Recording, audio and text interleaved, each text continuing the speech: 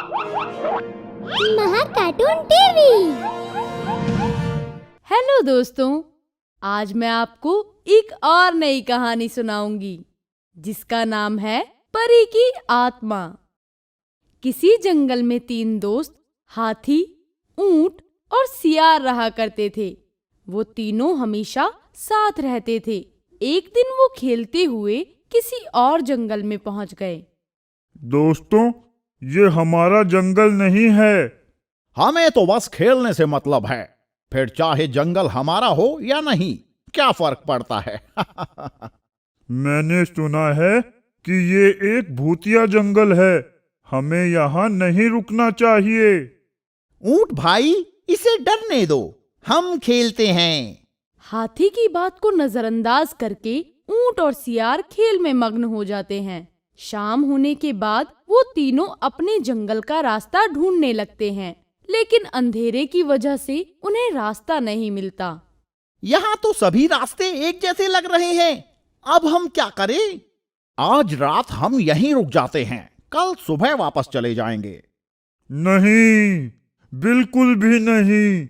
हम पूरी रात इस भूतिया जंगल में नहीं रह सकते। भूत जैसा कुछ नहीं होता है। किसने कहा कि भूत नहीं होते? आवाज सुनते ही वो तीनों हक्के बक्के रह जाते हैं और डरते हुए पीछे मुड़कर देखते हैं, लेकिन वहाँ कोई भी नजर नहीं आता। यहाँ तो कोई नहीं है, फिर ये आवाज किसकी थी? मैं हूँ तो सही। पेड़ को बोलते देख तीनों डर जाते हैं और भागने लगते हैं, लेकिन बोलता पेड़ उनका पीछा नहीं छोड़ता। ये भूतिया पेड़ तो हमारे पीछे ही पड़ गया है। मुझे तो ये समझ ही नहीं आ रहा कि पेड़ अपनी जगह से हिला कैसे। मैं पेड़ नहीं, उसके अंदर बसी आत्मा हूँ जो एक पेड़ से दूसरे पेड़ में जा सकती है। इसके बाद वो आत्मा उन्हें परेशान करने लगती है। बचने के लिए वो तीनों इधर उधर भागते हैं, लेकिन आत्मा उनका पीछा नहीं छोड़ती। बहुत देर तक इसी तरह भागते रहने के बाद जब वो तीनों थक जाते हैं तो आराम करने के लिए एक पेड़ के नीचे बैठ जाते हैं। तभी वो पेड़ उनके ऊपर सूखे पत्तों और छोटी छोटी नुकीली टहनियों की बारिश करने लगता है।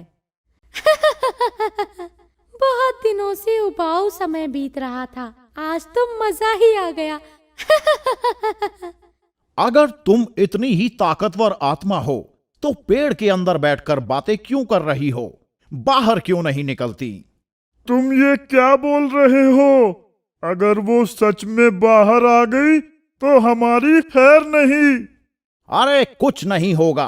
अगर इसे जान लेनी ही होती तो हमें इस तरह परेशान नहीं करती, बाहर निकलकर सीधा मार देती। इसलिए अब हमें इसे इसी के जाल में फंसाकर हराना होगा। वो कैसे?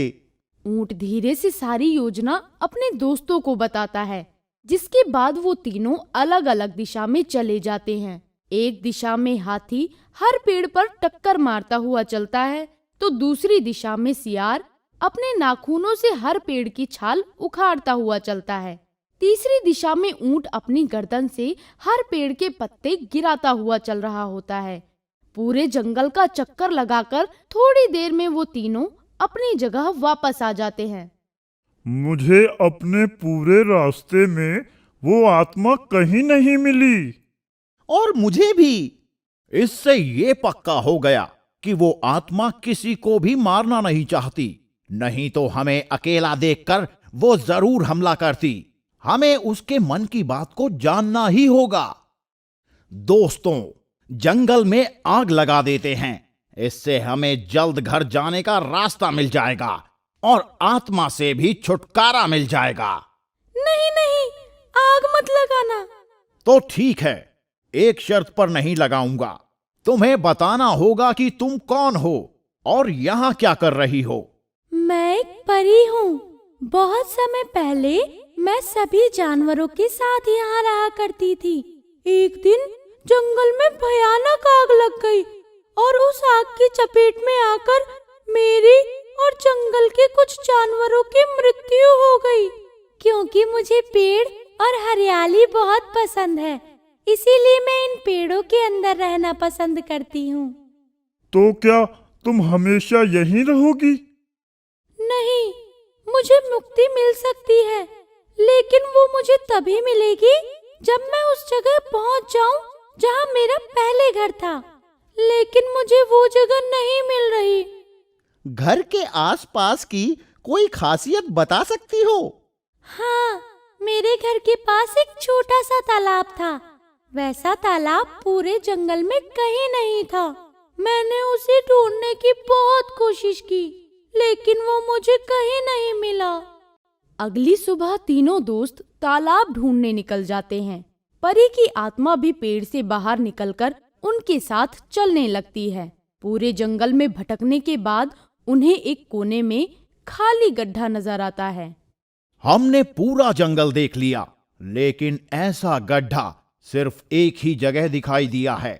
मुझे लगता है ये वही तालाब है जो सूख जाने की वजह से परी को कभी नहीं मिला।